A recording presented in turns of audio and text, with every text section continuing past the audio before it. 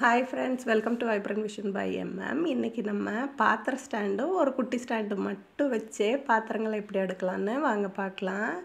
இப்போ summer season start ஆனனால தேங்காய் பாருங்கள் 2 நாள்லேயே எப்படி வீரல் விட்டுருக்குன்னு ஃபுல்லாக இப்படி ஆயிடுது. அதனால் இப்போ தேங்காய் வாங்கி ஸ்டாக் பண்ணுறதில்ல. பாருங்கள் ஃப்ரெண்ட்ஸ், கவுண்டர் டாப் மேலே இந்த மாதிரி தான் அடுக்கி வச்சுருக்கோம். நம்மளோட டீ கப்ஸ் எல்லாம் கப் ஸ்டாண்டில் வச்சுருக்குறோம்.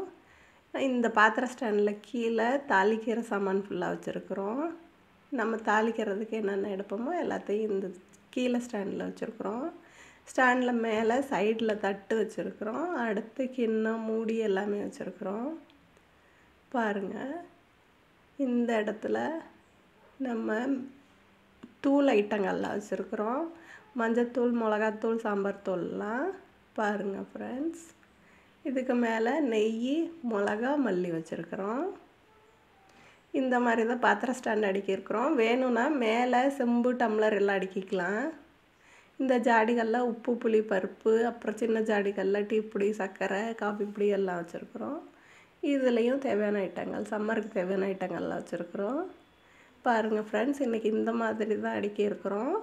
வீடியோ ஃபுல்லாக பாருங்கள். பிடிச்சிருந்தா லைக் பண்ணுங்கள், ஷேர் பண்ணுங்கள், சப்ஸ்கிரைப் பண்ணுங்கள். மறக்காமல் கமெண்ட் பண்ணுங்கள் ஃப்ரெண்ட்ஸ். எங்கள் கிச்சன் ஆர்கனைசேஷன் எப்படி இருக்குதுன்னு கமெண்ட்ஸில் கண்டிப்பாக வந்து சொல்லுங்கள் ஃப்ரெண்ட்ஸ்.